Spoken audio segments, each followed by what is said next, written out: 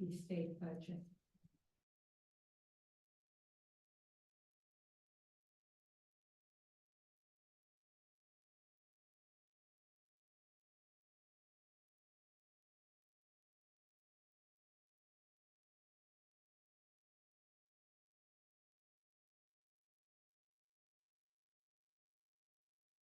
Okay.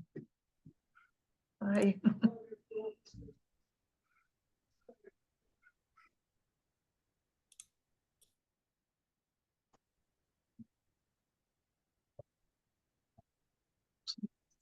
The res-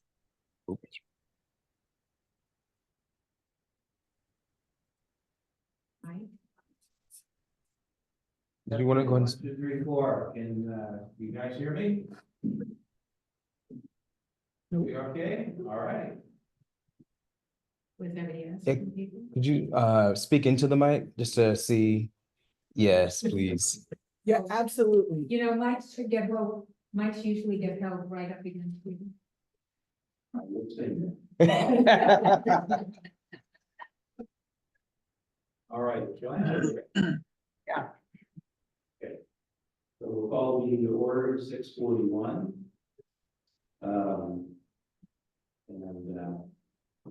Welcome everyone. Thank you on Zoom and welcome to all of you here today. First thing we'll do is the roll call. Vice Chair Victoria Curtis. Stephanie Dyer. Here. There you are. Okay. Yep. All right. Joanne Cattleman. Here. All right. Jim Wade. Okay. Sucky. Lawyer Reed. All right. Welcome. First item on the agenda is approval of the minutes from the May and the July MAC meeting. You want to do them separately? May first. Is there any comments? Like, Can I ask you a quick question? yes, sir. If you have a concern that's not on the list, is it okay to raise it at some point? Certainly. At the end, the last item is public comment, whatever. That's good. Okay. All right, so looking for a motion to approve the May minutes. Okay. Can you guys say I motion so I motion to approve Thank you. the May. Second that. Thank you. Any other discussion? All those in favor say aye. Any opposed? Aye. Okay, motion carries. And for the July minutes, is there any discussion? Seeing none, I'd like a motion to approve. Yeah, motion. Lawyer, and our second. Any other discussion? All those in favor say aye. Aye. All right, motion carries. Thank you. So we'll go to the treasurer's report, Brian. We're still sitting at $3,000 for the year. Oh, wait, no, You paid me. sorry. My numbers are all the way off. I don't have my notes with me. Can I see?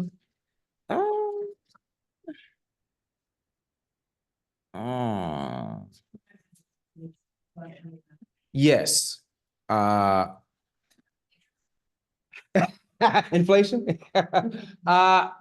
It should be 25, but I think that may be off, and so I can get the correct numbers after the meeting. But Okay. yeah. All right. Thanks, Bonnie. I will get with you maybe in a week or so to get that paperwork done to get the reimbursement for the insurance for the festival. Okay. Okay. Item 1, presentation, Contra Costa Supervisor Jordan. I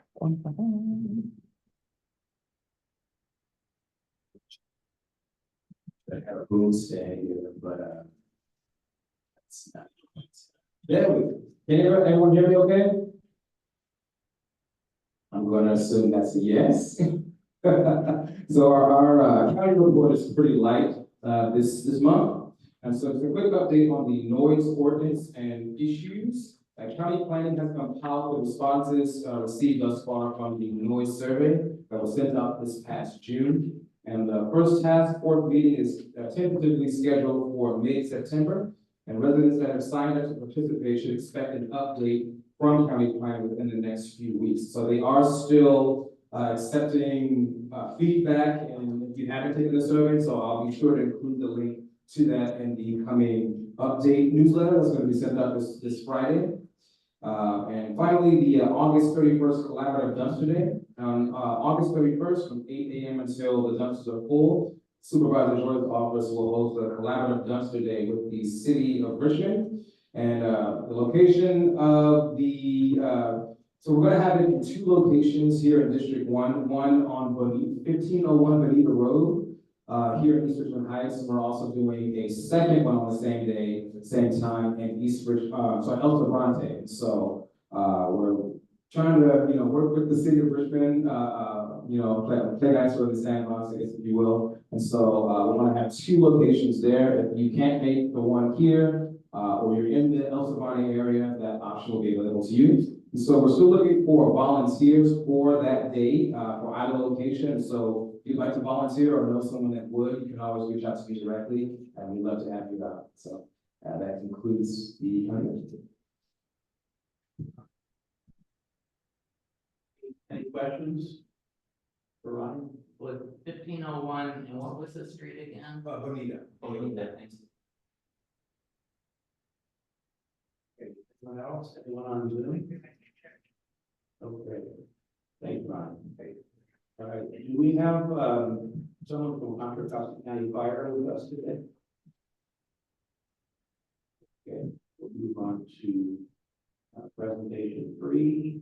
Lieutenant Holland, thank you for being here today.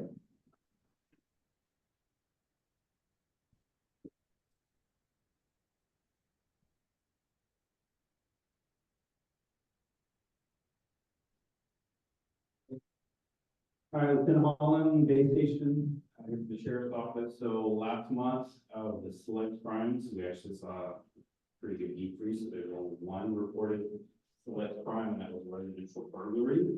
That was on the 6,000 block of Felix.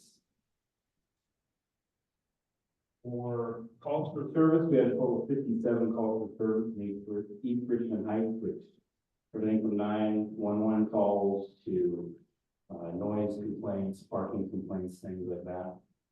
Of those, we had 6 reports drawn by the deputies.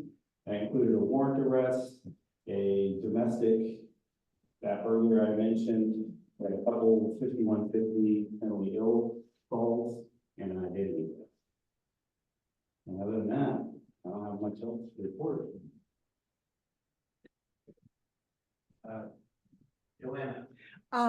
Lieutenant Holland, I asked you at the last meeting about a discovery of a weapons cache on Doremus. And I found out that actually the address is in the city of Richmond. So that's probably why you hadn't heard about it. So Yeah, probably I couldn't find much on the. yeah, okay. So that's an example of how, because, if there's a lot of weapons someplace and it's just a few feet from the border, that we'd want you to know about it too, so. Yeah, we try to communicate with Richmond on a deputy officer level. Mhm. We know all the guys that work out here in gals, and we have good relationships. But as far as getting information from their PD Mhm. to us, it's tough. Okay. It's tough. Okay. Anyone else have any questions for the Sheriff's Department? Anyone on Zoom? Okay. Thank you very much. This is your requested, primary. Primary. Okay. All right. Okay, I'd like to welcome Highway Patrol Sergeant Bahardin. Did I say that right?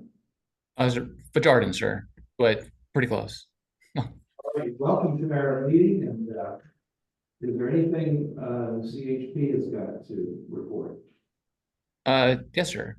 So during our briefings, we've been sending out officers on patrol to do more specifically school zone enforcement, especially over in the rolling hills, and trying to spend the time that we can while we're being deployed elsewhere. I do wish I had better news for you, but we've actually more than doubled our presence in the city of Oakland for the Safe Street operations going on currently, which has placed a real strain on our current staffing. As a way to help kind of counter that, though, we are implementing a new schedule for our patrol officers, where we're going to be able to deploy additional officers on very specific days to kind of have a surge, especially over in our unincorporated Richmond areas. And that's all, sir. Yeah, we appreciate whenever you guys can get up this way. With school starting again, we've got the never-ending race to work in the morning on Arlington Boulevard. Yes, sir. Several schools up here. This morning I was watching the bus at 8 o'clock that picks up teenagers at Arlington College to take in the Oswego High. And I was just watching out the window and saw this car flying, that little black car, up the wrong side of Arlington past my house, which we see all the time up here. And now with school, you know, there's several schools up here in this area. So anytime we see your officers up here, it's appreciated because, you know, we know that others will see that too, and hopefully some of them. I have several officers that they really enjoy working in your community. They've had a warm welcome. They like working there, and whenever they do get the chance to, they like to go over to Rolling Hills and go make friends. Anyone have any questions for Highway Patrol? Go ahead. More of a comment, same thing with like Riverside Elementary, which is like closer to Assport Heights too. There's like a lot of children and speeding cars coming in and off the interstate. So You like to see more people by Riverside Elementary during school times? yeah, there's just like a lot of children and like a lot of traffic. And I've never seen anyone ever patrolling that area, and it's like, especially like really young children, so it just takes one child to run off into the street. So. Yes. Anyone else have any questions or comments for the Highway Patrol? Anyone on Zoom? And you think that you would just ask for me how recruitment is going? Eleanor Blake would like to know how is recruitment going proceeding? So department-wide, my understanding is recruitment is up, and kind of an interesting trend. A lot of our recruits right now are coming from more like the Valley. So anywhere from Fresno to Bakersfield.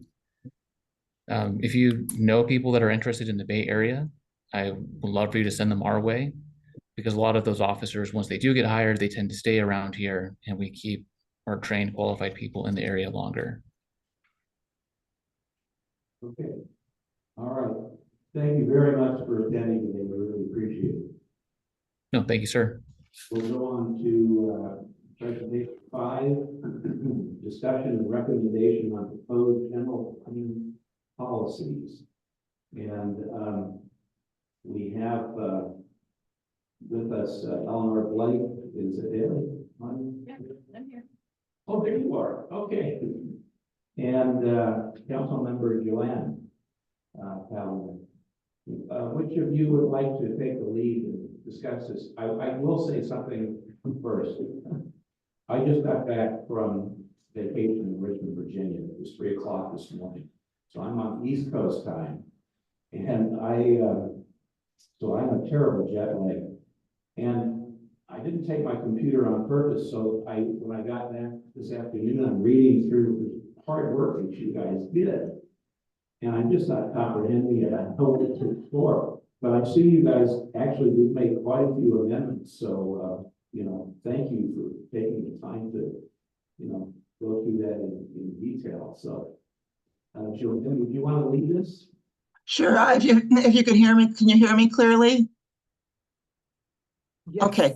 So if you read the report, and for people who didn't have the report in advance, Eleanor, Adele, and myself have been working on this for several months. And we've made some reports to the MAC at each of the MAC meeting and passed out our progress at that time. Basically, these are additions to the draft general plan that's going through the county right now. It is about ready to be adopted after many, many years of work on this by the county. And the changes or the additions that we made are primarily in reference to the East Richmond Heights neighborhood profile. And within that profile, which is about 4 pages, the main changes are in the policies and the actions of that profile. And I don't know if other members have had a chance to review the changes and additions we made. We did this in coordination with Supervisor Joya, and most recently, we've been really working at Zoom meetings with Will Nelson in the planning department on refining and editing them, and he's been kind of helping us and guiding us with our ideas and concepts. Many of the policies we added are specifically directed at new development on larger sites in the neighborhood. I know we have the Adams site that has a high, it's an opportunity site in the housing element. And I think the county's anticipating perhaps some development there. But, you know, this is like a 15 or 20-year plan. And we do have a lot of other institutional sites, religious sites, and who knows what's going to happen to those in the next 20 years. So it's basically to all, a lot of it is to potential larger development sites in the neighborhood, because we are primarily a single family residential neighborhood. And a lot of the specifically, there's a higher density permitted in larger development sites in the neighborhood. So I don't know if you want me to go over some of these. Then we also made some changes for some other issues that needed attention. For example, pedestrian safety and infrastructure, road infrastructure.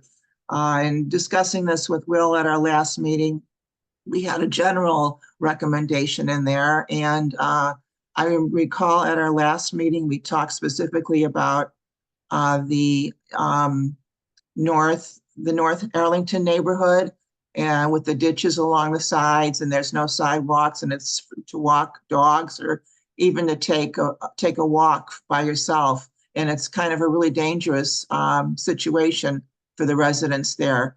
And Will ask that we name specific areas where we think this is most important. And so and we moved it to the action item. And so if you go to the action items, it now says upgrade pedestrian and roadway infrastructure along Arlington Boulevard and in the North Arlington neighborhood, with emphasis on improving pedestrian safety. So that was a significant change from a policy to an action item, and specifically things we'd been talking about at our meetings. A lot of the other, I'll just in general go over to some of the ideas.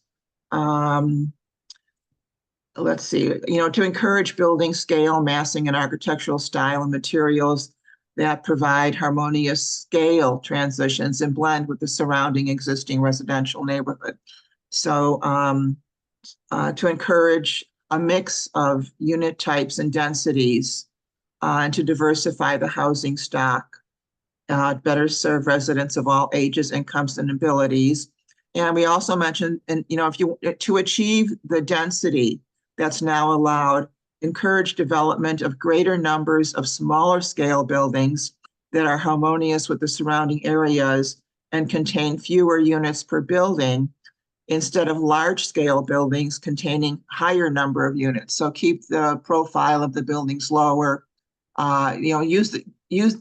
create the same amount of units, but do it in a way that's more physically more harmonious with our neighborhood. Where new roads are needed in larger sites, to blend it into the fabric of our existing road system with names and to connect with existing roads. There's a lot of them. I don't know if you want to talk about any, if you have comments on any. And I don't know if everybody there at the meeting was able to get a copy of the changes. Yes, And I don't know if people copies, online have them either. right, and I know that, because of the timing with the meeting we had with Will, we weren't able to put that out with this agenda. How soon will it be that this could be put on, maybe on the MAC site? Yeah, I did. So people can see. Yeah, I did get an email from Will that said that they're gonna be posting this within the next 24 to 48 hours. But I can also add it to the newsletter that goes out this Friday. Okay, Yeah. would you do that? And you send a blast email to the East Richmond Heights Mhm. list. So the overview is, the recommendation is to make public comment. We can't really do that other than those of you that had a chance to see it already. But to review and discuss proposed changes to East Richmond Heights profile draft general plan. So Well, can I interject that this is going to the Planning Commission August 28th, so that's next week. And then based on their recommendations, it will be forward to the Board of Supervisors for approval, most likely in September. So we were hoping that the MAC might make a recommendation to both Supervisor Joya and to the Contra Costa County Planning Commission and Board of Supervisors to adopt these modifications and additions and changes from the East Richmond Heights MAC. okay, MAC members. What kind of numbers of people are you expecting with these changes? I didn't hear, it's really hard to hear. So population wise, how many more people do you think will be inhabiting the area? Oh, I don't recall what the density is, but it's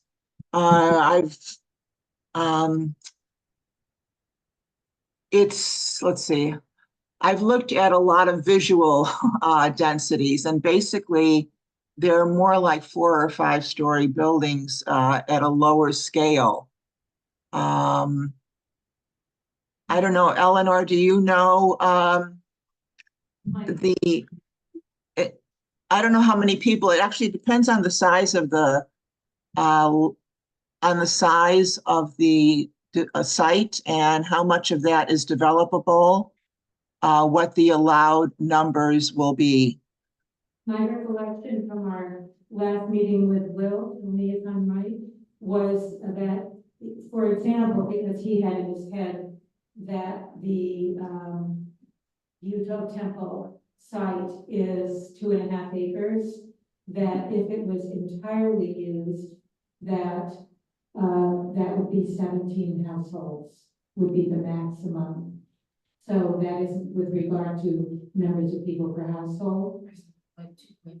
But so that they think of it in terms of units rather than population.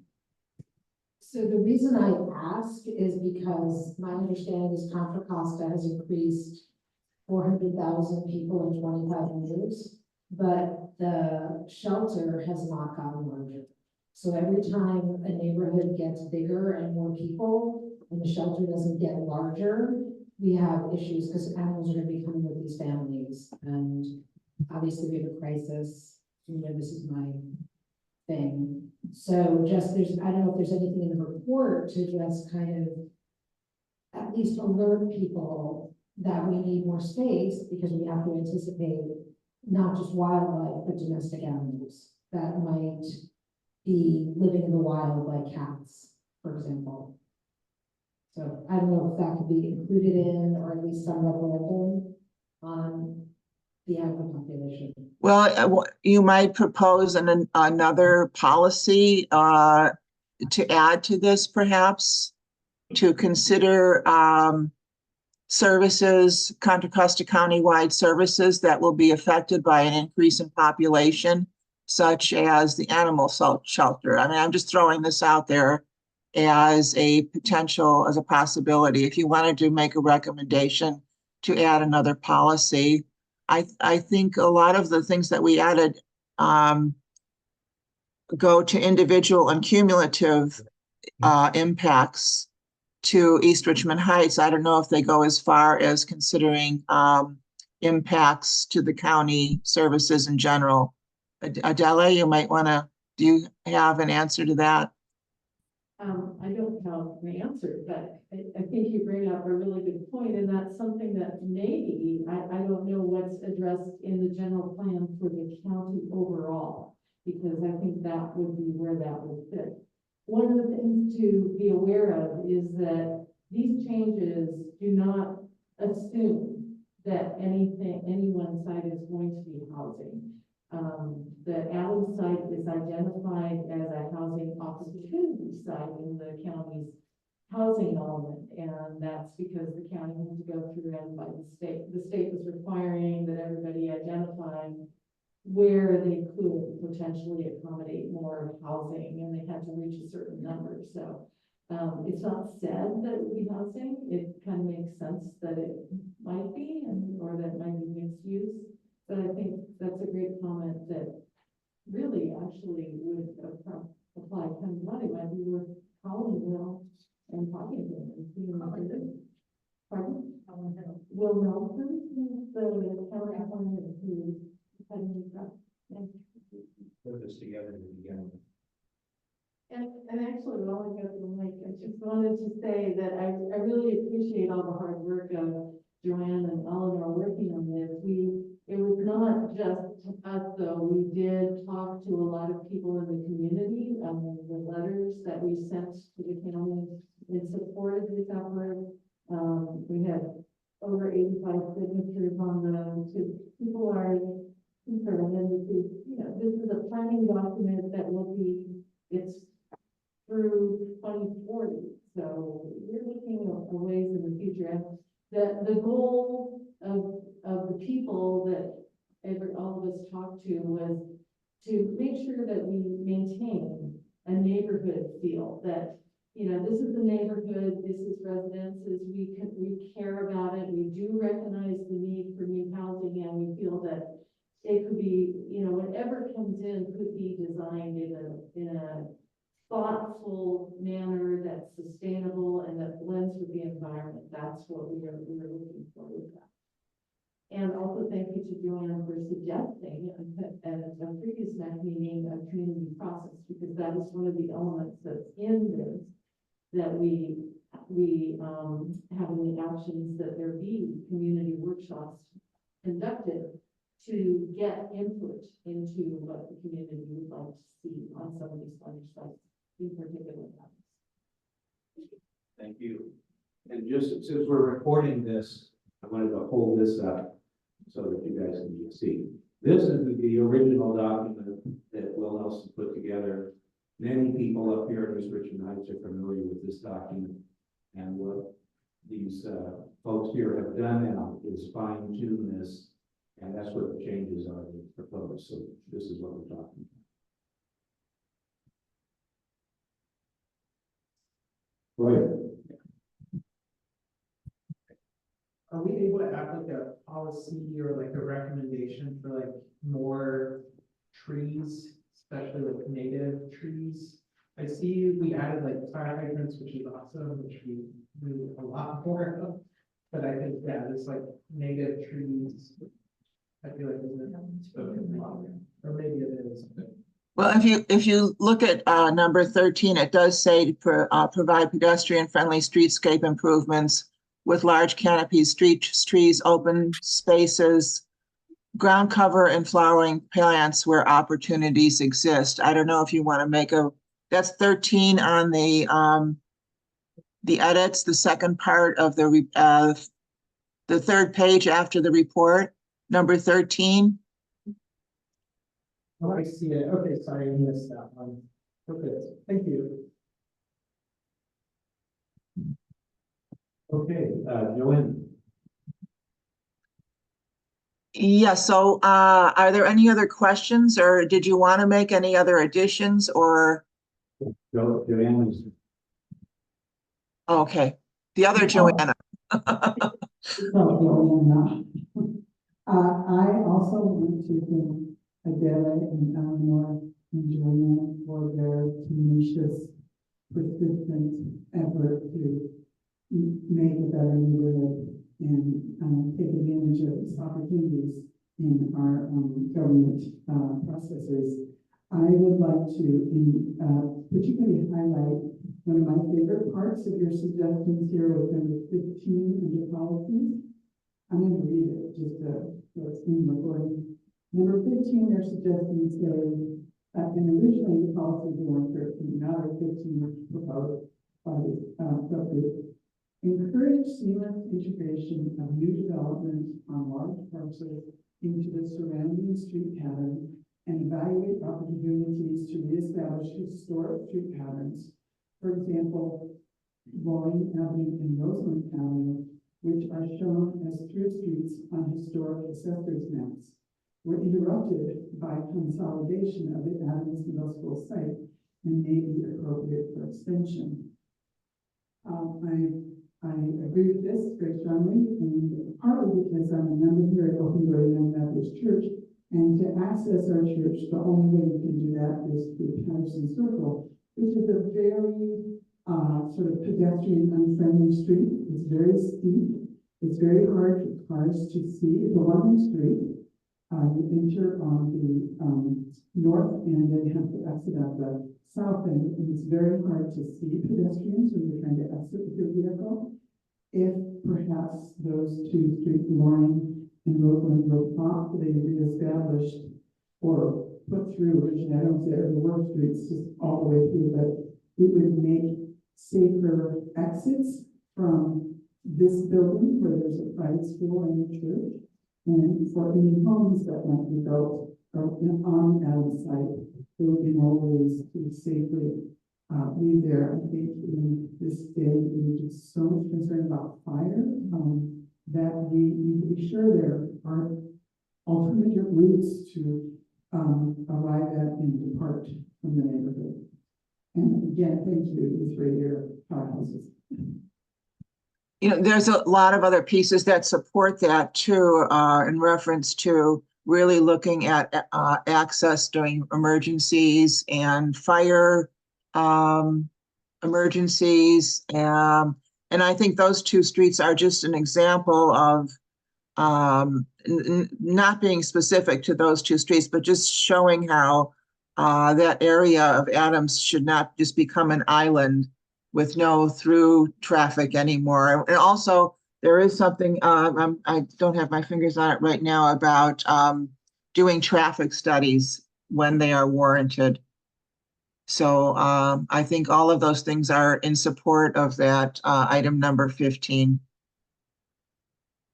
I just wanted to jump in and follow that and give you a little bit of background on that. Joanne came up with the old maps that were drawn up before the school was here, and it showed all these streets, and you can see how they have been very thoughtfully laid out. And so it makes that where that comment, that policy originated from Joanne's research of the old maps. So that ties in with Joanne said. Yeah. Elizabeth has had her hand up for a little while here also. Elizabeth in the corner. Yeah, thank you, Ronnie. I just want to say that there's a bunch of disappointed people online who can't hear a word or can't understand a word that's being spoken through the mic. I really don't know. I haven't heard anything about this subject that you're about to vote on that I could understand. Yeah, I'll have to second that. I don't know if you can all hear us on Zoom, but I have just been trying to really focus on, my hearing is not super great, but it's been so muddled. I don't know, Stephanie, are you? Same. It's hard to understand. I'm kind of getting the gist of what you're saying, but the specifics are really not there. Can you Yeah, just try tapping that microphone? I don't think your mic is working. Yeah, the mic is at 100%, so unless we want to you know, Maybe blast everybody out of the room. Try tapping that mic and see if we hear it. Yeah, we got nothing. Wow. Yeah, well, if you got something, it would be muddled. I think it's better without the mic. Well, you need to move the laptop closer to the speakers then, because that's how we're hearing this meeting. Ronnie, I think it's the mic. You can just toss the mic because it's not doing anything. Is your mic, is it set for this mic?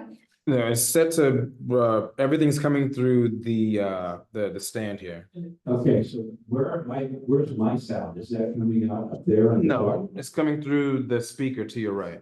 So my, my recommendation is to not use this, because it's probably coming out as like speaker noise, and the Zoom is filtering it out as like side music, like through the filtering, and so. Let's see if they can hear him. Yeah. Yeah, can you guys hear me better like this? Nope, the mic doesn't work. Turn the mic off. Can you hear us in just the room sound? Only you, Ronnie, because you're Yeah, closer. Ronnie, you're coming through really clearly, but the other people speaking with the other mic are not. You have to change the microphone on your laptop to be assigned someplace else. What about now? Can you guys hear us now? That's Oh, it. That's better. Yeah, speak again. Test 1, 2, 3. Try it. Very clear, it's much clearer. Okay. Try it with the mic. Now that he's changed it. Testing, 1, 2, 3, 4, testing. No, That's that's better than it was. yeah, but it's still muddled. Yeah, so I think it's better, I think it was better without the mic, whatever you were doing. Okay, we'll speak up. And Sounds good. so, yeah, Ronnie, I guess what we're speaking to through Zoom is that camera. Yeah. I got it. Okay. But we were speaking through his computer. Well, maybe we need to move that up closer to us and zoom out. We don't need to do I it. think next time what we probably Next need. time. Well, we have something that, an OWL system, and so that's what they use in the larger, board of supervisors meetings, so. That's a topic for after the meeting, but. Okay. All right, Ronnie's got a fix for it. Okay, are there any other questions or comments?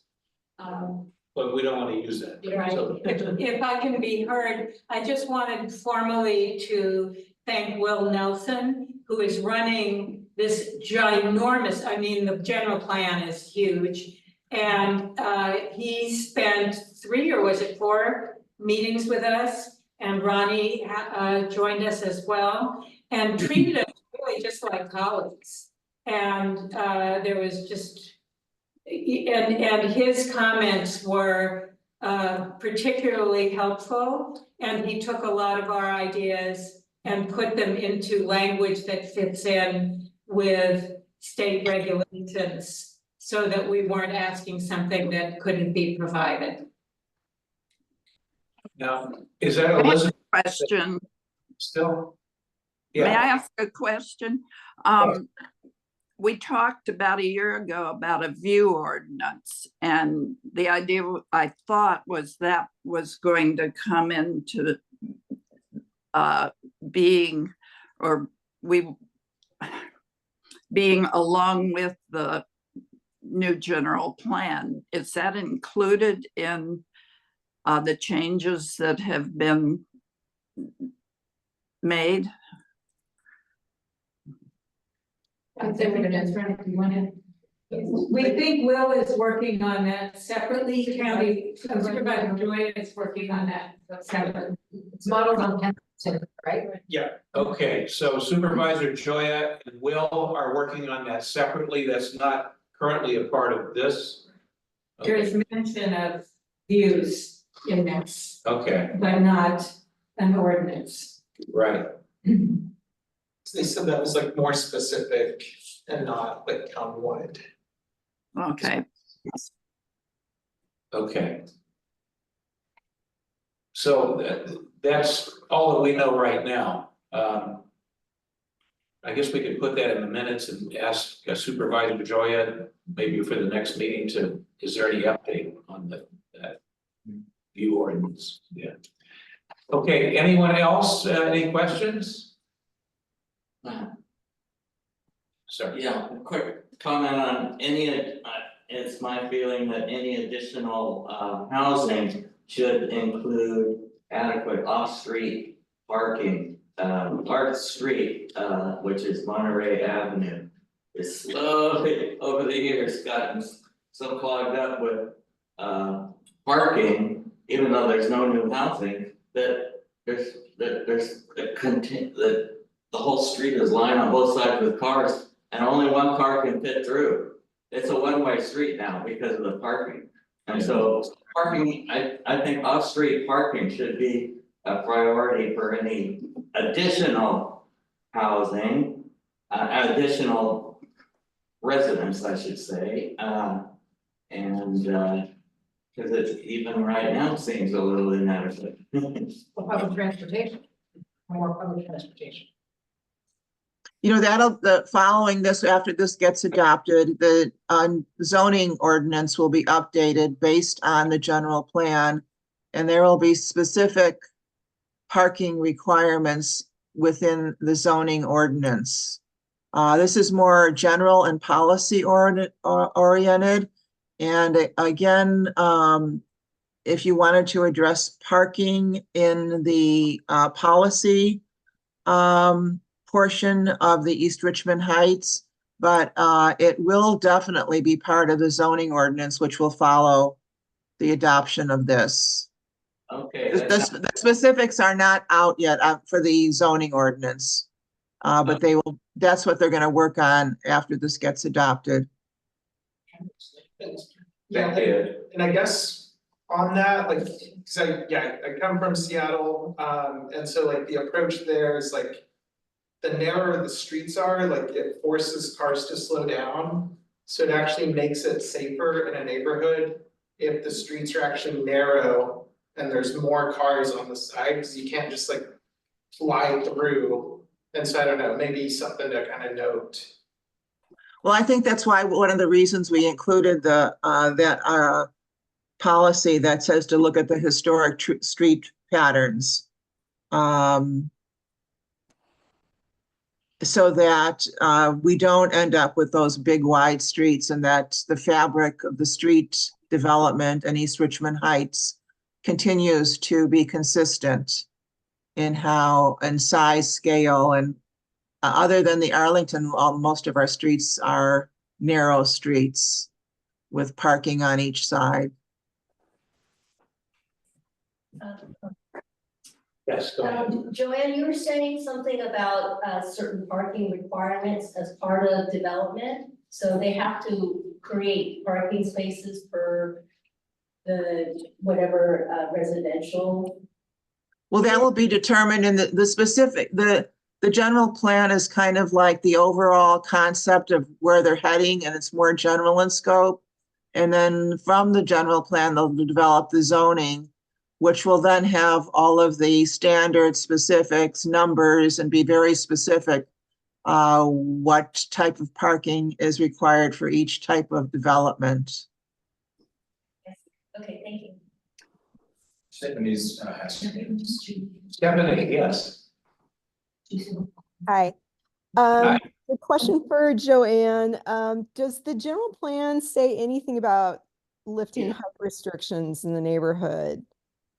I love your idea about creating achieving density through, more smaller buildings that fit the scale. But I was just wondering if there are recommendations to try to actually increase height coming out of the. I'm sure that's another thing that'll be that's typically part of the zoning ordinance. Okay. And actually, a lot of the area of the Adams site is not buildable, so it's going to reduce the number of units that are allowed there. I think, is it Adele and Eleanor, is that due to earthquake areas, or do you? Yes, it's got seismic issues. Yeah. Okay. So it really reduces the square footage or of buildable area, which will also reduce the number of permitted units. And be typically, and I don't know what they're gonna do, but typically in a zoning ordinance, you get all, the setback is 15 feet, the side setback is 5, you know, it's all the very detailed standards. There's two parking spaces per unit or 1 per unit. That's where all of those little, the very detailed, there's a height limit of 35 feet. That's where you'll find, it's not, those specifics are not part of a general plan. Okay, got it. But they could benefit from us giving a recommendation that we would prefer. Well, that's why we also, I didn't mention this, but we also have in the actions to, and I think Adele mentioned this, to conduct community workshops to explore options for future development at the Adams Middle School site. Concepts and directions developed at the workshops would provide community preferences and guidance to the county, local officials, property owner, prospective development, and design team. The site should be a model for sustainable green development, and such workshops should be conducted for projects. Oh, that's just an additional. So anyway, we're in the action section of this. There is number 4, to conduct workshops in East Richmond Heights prior to even any proposal coming in, so that we kind of gather those numbers and ideas of what the kind of development we're hoping to find for that site. Adele? Oh. I was trying to see when I could sneak in the. I see you coming in. I don't see raising hands or anything, so I just see. So we also have in here about following the form and the natural natural slope, because we didn't want to have 5-story apartment building pop up, in the middle. So we were looking at how the overall look of the places and making sure that things blend. But I would say, I want to jump in also and say that we need to keep tabs on the zoning ordinance. When that comes up, we should be reviewing it and commenting it on that too, because as Joanne said, yes, that's where you have the height limitations and the number of parking spaces that each unit of whatever has to have and all that. So we should definitely be on that too.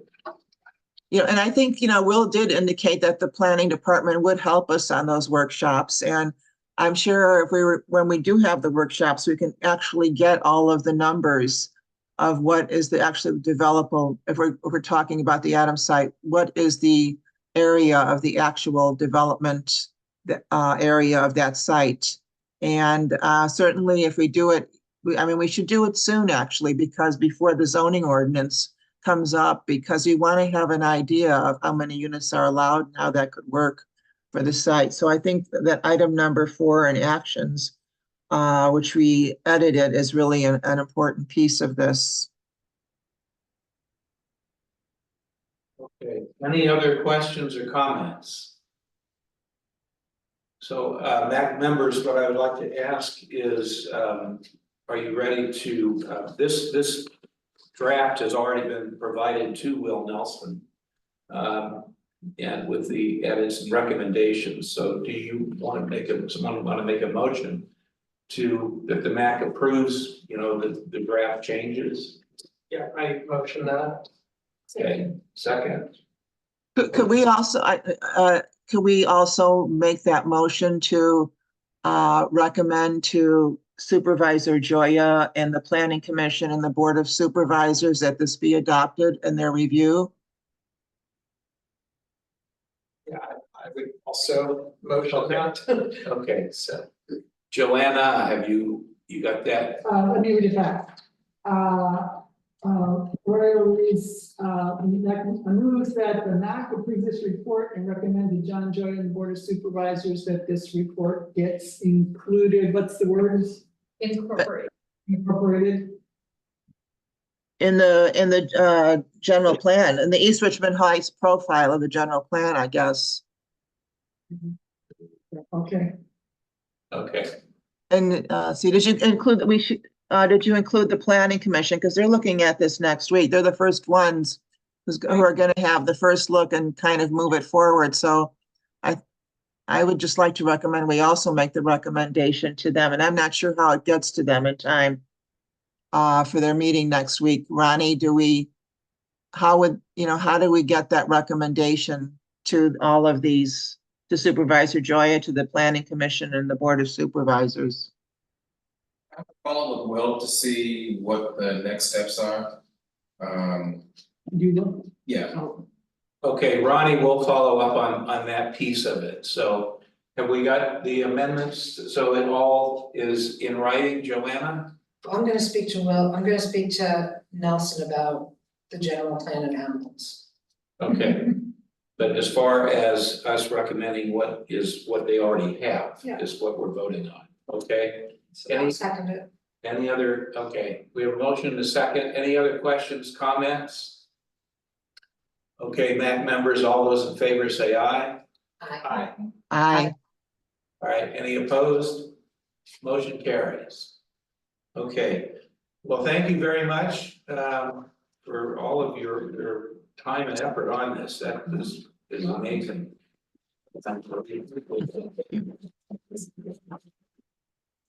Okay, let's move on to discussion items. Let's do it kind of quick. We have a recap of the East Richmond Heights Art and Music Festival. I hope everybody here made it out there and had a great time. I was really pleased with the turnout on a very cool day, no sunshine. And we surpassed all attendance records we've ever had at any festival up there.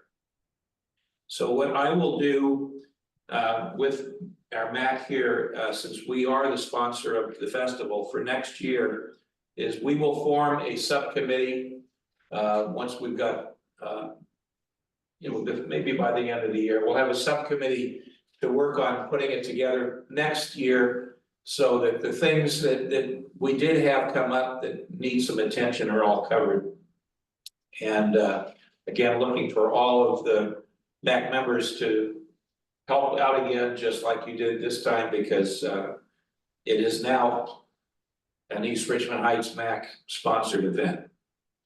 Anybody else? Oh, Ellen. I would just like to thank you, John, for coordinating the effort, which involved several committees. And the amount of talent in the neighborhood is outrageous. People who run festivals were on our committee. We had 50 booths, I believe, and most of which were local people with arts, crafts, food that they professionally make, and so on, food trucks. And one of those folks who runs festivals estimated 1,000 to 1,500 people. Yeah, that was Scott Gelfand, who lives here. Yes, Yeah. yes. And I also want to thank Alan Krakauer, the photographer, who took on the job of getting the vendors all signed up and did a terrific job with the lion's share of that. Leonard Sweet, who lives next to the lot and working with the bands and providing power for the music. And also Daniel with the Gaiuto Foundation Temple for opening up. And the woman who coordinated the volunteers? Yes, yeah, I mean, there is a list, Melissa, everyone came through and it was amazing how well it turned out. I'm very, very happy. Okay, Adele. I couldn't contain myself earlier when you were talking, I'm sorry, but it was fabulous. I mean, you all did such an amazing job. It was great. It's really, and I know it's a ton of work. So thank you to the MAC for doing it. All right, thank you. All right, we'll go to our subcommittee reports. The Land Use Committee, Joanne. There were no reviews this last month. Okay. The next item is we don't have a regional historical presentation yet, but we are going to have another one soon. I do have some of these for those of you who didn't pick them up on the table. This is that fun article in the Oakland Tribune from 1913 when our neighborhood first started selling property up here. And you know, if you haven't seen this, take one. It's on the table over there. Yeah. Can I make, yeah, I did speak with Fran. We're talking a little bit about how we might change this item because now that we're every month, it's too much to come up with something every month. And Fran's been really busy too, and we're both working on ones to come up with them. We just haven't had the chance to finalize them. So one of the ideas is to have a session on how to do research on historic stuff in our neighborhood so that other people might want to jump in and do a presentation or follow up and do some research on something that sort of piques their interest. But we are working on something to figure out maybe if we're going to do this every other month, maybe quarterly or something like that. And maybe hopefully get some more participation from other members of the MAC and just the community that may want to do a presentation on something. So that's where we are on that. Okay. What if we had nonprofits in the area come and give presentations about some of the things that are happening? Such as? Such as if there's a Boys and Girls Club, if there's so many nonprofits in the area that if they were invited to come and just tell us what are some of the things that are happening. Well, we certainly could do that. I know I think specifically talking about the regional historical stuff right now. No, I know, but I think Joanne's right. I think having something once a quarter where there's a presentation. And because it is too much, and then those 3 other weeks, we can have different, because we were meeting every other month. So then the other months having local businesses come or people in the community welcoming them in, nonprofits, so that we can meet them and they can meet us. Okay. That might be an interesting thing to do on alternative months. Would you like to look into that for us? I would love to look into that. That's wonderful. Thank you. All right. You're I welcome. appreciate it. I think that's a good idea. Okay. All right. And then I will at some point come forward with another historical presentation of my own. I'm probably going to do something about Wildcat Canyon again. You know, the Nike missile base was the last one, but I would like to probably do one about the Belgium Sanitarium and maybe combine it with the mystery spot that was in the canyon that disappeared when the hillside fell. And maybe even the White Witch of the canyon. I was a teenager. So anyway, well, I will help you guys with something fun like that. Great, thank you. Okay, announcements. Don't have any announcements. Anyone attending have anything? We're going to go into public speaking next, or public comment, sorry. Okay, the last item is public comment for items not on the agenda. We asked for a limit of 2 minutes per speaker, but we're kind of relaxed tonight. So is there anyone who'd like to speak for public comment? I know you had mentioned, so Yes. Go right ahead, sir. Okay. Yes, my name's Greg Booth. I live on Monterey Avenue, lived here for about 22 years. And anyway, let's see. Yeah, well, since I've been here a while, I remember when our doctor's hospital was here. And right now I have to go quite a long ways to get to an emergency room from my house because I don't belong to Kaiser. So it's basically Oakland, downtown Oakland, I think, for an emergency room. And I just wondered, just a wish, I wish Doctors Hospital was still there. But I wish maybe someday in the future we could have a hospital or something that would serve as an emergency room closer to my home. That's what I would wish for. That was A non-Kaiser. Huh? For people that aren't in Kaiser. Well, Kaiser is also, not close either to us, but Yeah, Okay. Thank you, sir. but yeah, I assume I can use Kaiser in a pinch. Interesting emergency, hopefully. Okay. Yes, Joanne. Joanna.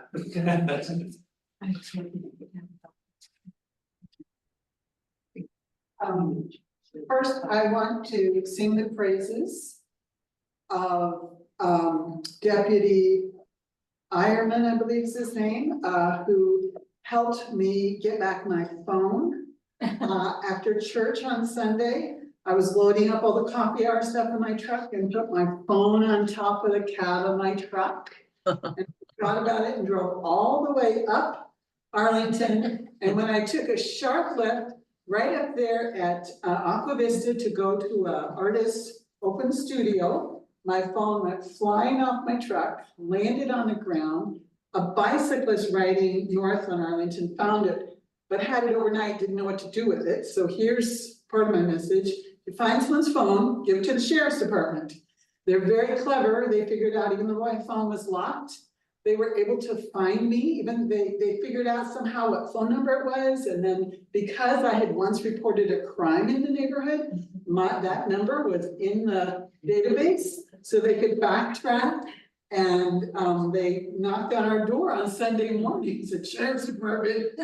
And voila, my phone was, on Monday morning, I mean, was restored. So, and he was very diligent and tenacious about it because he could get in my emergency contacts, but apparently my one emergency contact had his phone off.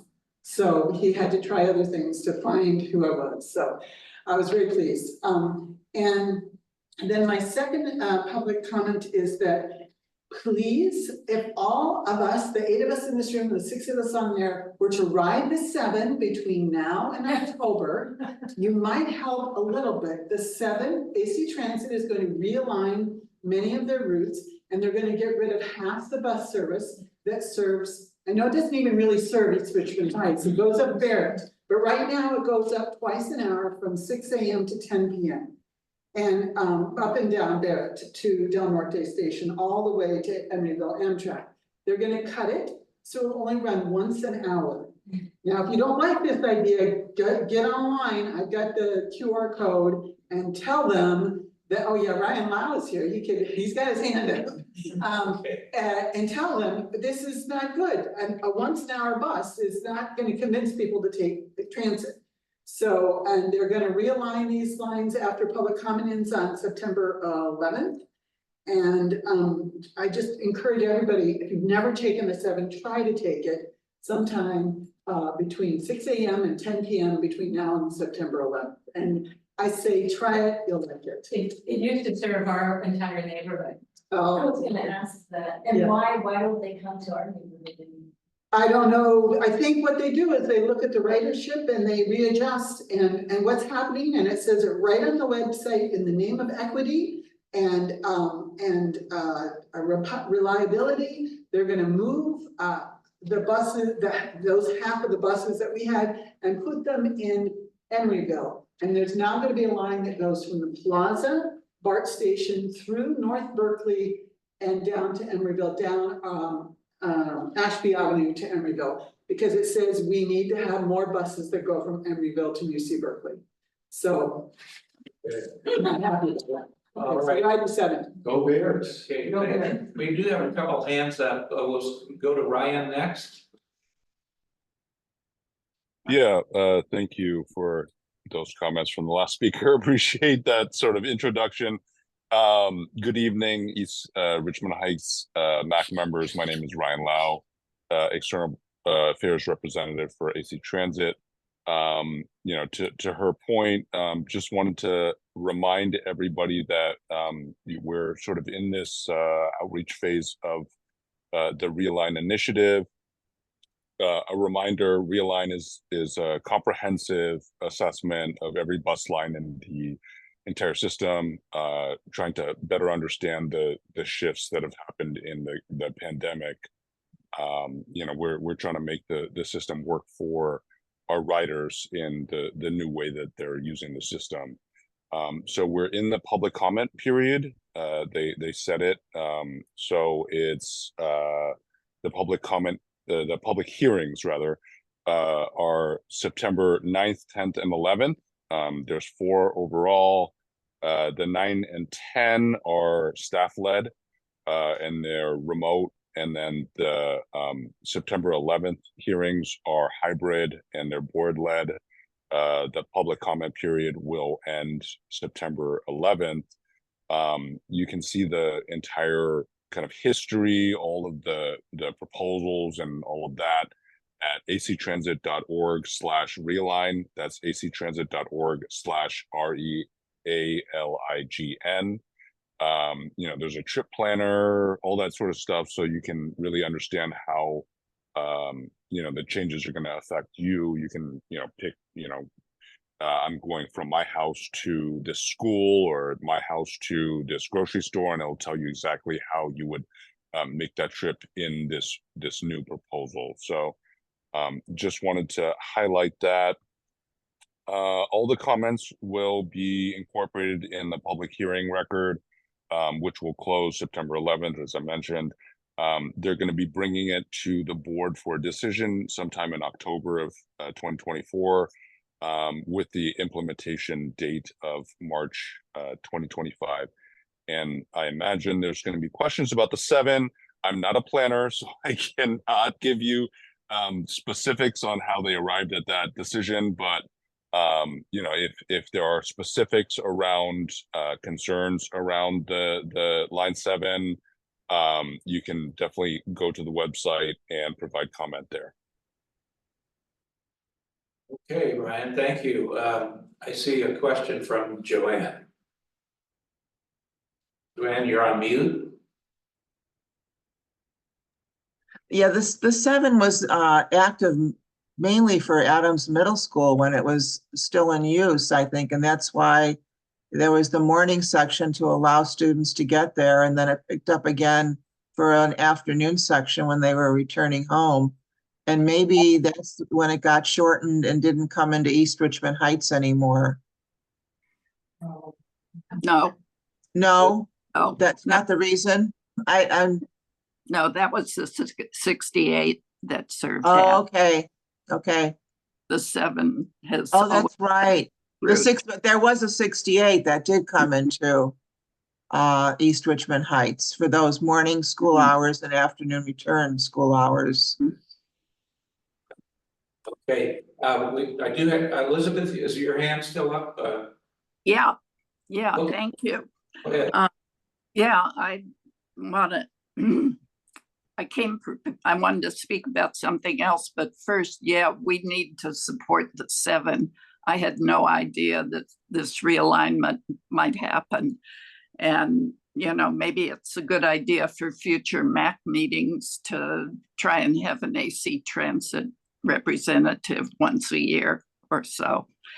The other thing I wanted to say is that we really need to get our act together. This hybrid Zoom just hasn't been working. And I'm glad a couple of council members were able to see that tonight. I think, first of all, we probably should ask the county for more support. We need better technology. And secondly, we need to make it so that there's someone who's checking with the people on Zoom to make sure they're hearing and checking the chat, which I know is very difficult to do that and do something else too. The council members need to be able to speak into the mic, and we need to ask audience members to come up and speak into the mic so that we can hear every question that's answered. This is the way this is a public meeting, and we need to run it the way other public meetings are run. And I think I was going to start by saying I wish every person on the council would sit down and watch one meeting on the recording, and you'll see what we're talking about that we can't hear. things have been great after we shouted at you tonight. And I hope this will spur some real consideration to make sure that the hybrid meetings work. We all know that one of these days there may be a whole lot of people coming to the meeting when they hear that, for instance, that Adam's going to be sold. And we need to have our act together. And anyway, thank you all for your patience tonight. No, I appreciate it, and I will watch this meeting after, once it's finally posted, so, thank you. Yes, sir. Hi, everybody. I'd like to introduce myself. Yeah, well, everybody. I'm Harry Weiner, and I'm on the West County Wastewater District Board of Directors. And our district serves East Richmond Heights.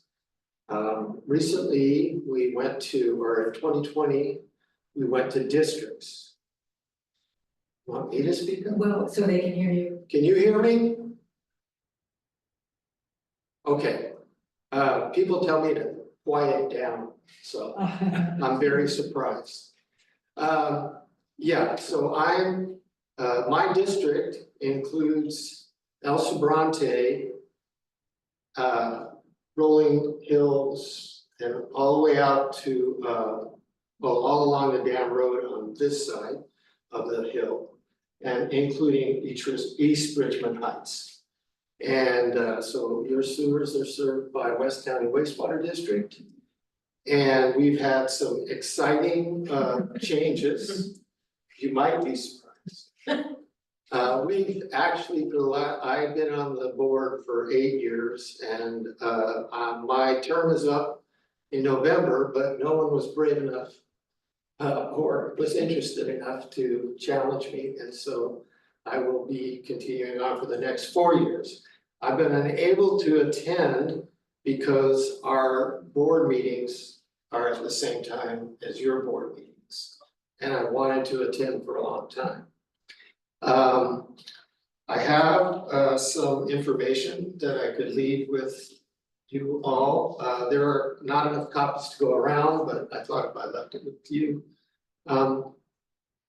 We have a clean and green project, which will be finished in December. And that clean and green project will have reduced our greenhouse gas emissions by 93%. We will be generating 4.2 million kilowatt hours of energy. And we'll do so by burning methane and solar panels. And the methane is a byproduct of our sewage treatment. So we don't pay PG&E for methane. And we will be saving $2 million annually because of using the heat from the generation to dry what we're calling biosolids, but are classified as fertilizer when they're dried. And we'll save $2 million in shipping because we can't store it on site. And at the end of this, at the end of the year, we'll generate 100% of our own power. So that's some of the things that we've done. In addition, our plant is along the bay, and we have we joined with a community-led organization that got a grant from the Rockefeller Foundation to study what would happen with sea level rise. And they initially created a map which showed the inundation, and a lot of it was in West Richmond. And our plant is at sea level naturally because everything has to flow downhill. Although here we use pumps to pump sewage over hills and get it from finally downhill using gravity feed, but there's all over the hills, we have pump stations that go. And what else can I, so we have gotten grants because we have a fair amount of land bordering the marshland that will be inundated. When we joined, we were able to have planners from our district help with the planning of this, and we got grants from San Francisco Bay. I forget the name of the organization, but quite a bit of money. And we're about 60% done with, or we will be 60% done when the grant runs out with this plan, which incorporates all kinds of public amenities into a levee. And the levee, we call it a horizontal levee, and its purpose is to not only prevent inundation from the bay, but to make sure that the the ecotone that is represented in the tidal lands and above the tidal lands are not destroyed by the sea level rise. In other words, because it's a long and sloping levee, eel grass will be planted at higher so that when it's inundated, it will be in its own environment and so on up the environmental chain. This is embracing the future by planning today.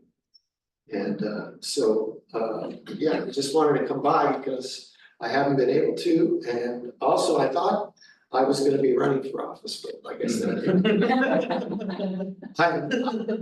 but it's good that you know me, and I hope that if anybody needs to know information about their sewers, that they contact me, or you have a problem, contact me and I'll pass it along to the appropriate staff to deal with your problems. Oh, and by the way, you own what they call laterals, and we own from the center of the street.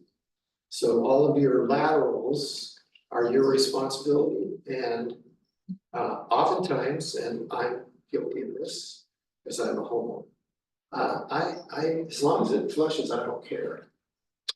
But when a home is sold, the new owners are supposed to be repairing the laterals, and we get too much water from the cracks in the laterals. So we process about 14 million gallons max a day. And so if we get 16 million because of inundation, it's a problem for us. Yeah. I believe it was from you that because I had a permit from the county planning department, I was required to upgrade my who knows how old laterals. And you folks have a grant program. Thank you for reminding me to tell you that. Thank So God. I encourage you to fix your laterals. We have a grant. And that's something that we just, our latest budget, will carry it on for 2 years, so. And it was substantial. Yeah, it's substantial, so. Wasn't John Joya involved in some big? John Joya is part of a giant community effort for this horizontal levee. Friends of the creeks are part of this because the creeks exit into the bay around our plant, both Wildcat and San Pablo. Oh, so you're out in North Richmond. We're yes. Yeah. But we might be unincorporated, but we might be Richmond proper. So and we do service some of Pinole and some of Richmond, all of San Pablo. But they're not in, you're in my district, and that's why I was particularly interested. Is it with each other? Is there any like enforcement on the sewer lateral after like a home sells? As you know, home prices have gone through the roof. And so the title companies are supposed to not allow a sale to go through if the lateral has not been inspected and or placed. So they've stopped doing that because it's adding money to an already touchy deal. So we're asking that they enforce that or do that, and also that the realtors bring it up. But we can't make the realtors do anything that we can't. Yeah, I have a question. Yeah, so you mentioned that the buyer has to replace the lateral. Is that a regulation? Is it the seller or the buyer, or is it however you negotiate it? No, it's. Is there any clear regulations on that? Yeah. It's our regulation that requires it to be done. If you want to negotiate it with the buyer, we don't have any say so in that. It just says that once a house sells, it has to be replaced. It doesn't put the responsibility on the buyer or the seller. So someone's got to do it, and there's been a lack of attention to that detail recently. So just a point of interest. Okay, any other questions? Well, it was good meeting you all. You run a great meeting, and yeah, you have a good crew of interested people. That's wonderful to see. All right. Thank you. That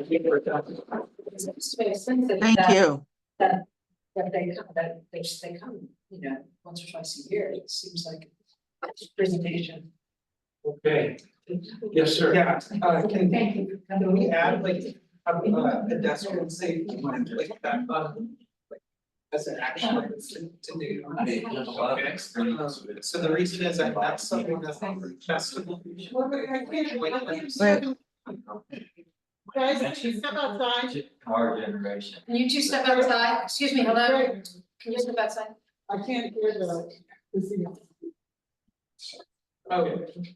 Yeah, so I was saying, so I met someone at the festival that is gonna start coming, that they are very interested on like pedestrian safety, especially like on BART, but it's also impacting stuff on like passport heights. And so I was trying to see if we can maybe start like, I don't know what kind of needs to be done, but I know that like pedestrian safety is still like a hot topic item and not a lot has really been done. So if like we can get Public Works to come in or like start doing some more work on that front, because I think a lot of the neighbors, both in Hascourt Heights and East Richmond Heights, are like very interested. We have worked to get the sheriff and the highway patrol at that level. Are you talking more about, because out where you are, you have roads that have no sidewalks, no nothing, and yeah, so that would probably maybe take something with Public Works. I'm not sure.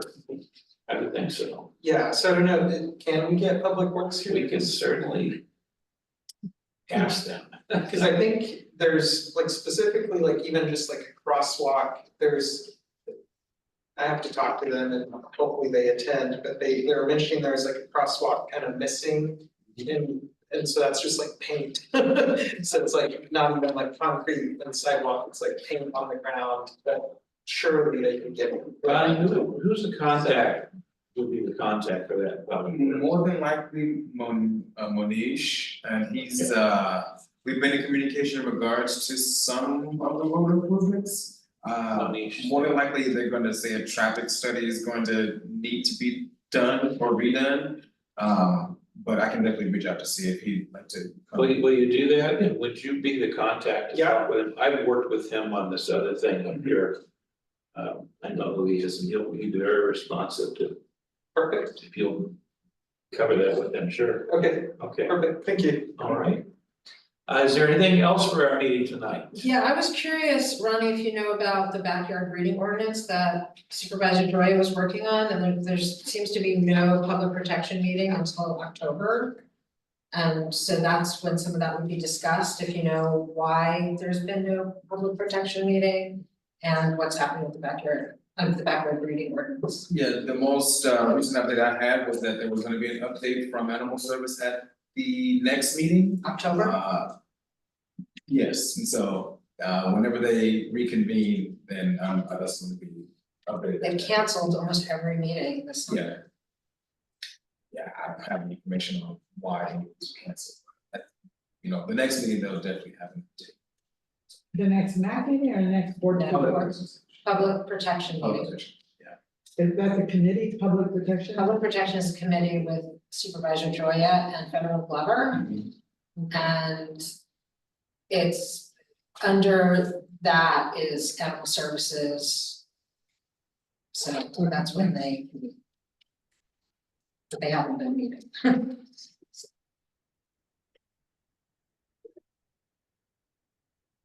All right, is there anything else? No? Okay. Would I get a motion to adjourn? Motion to adjourn. In a second?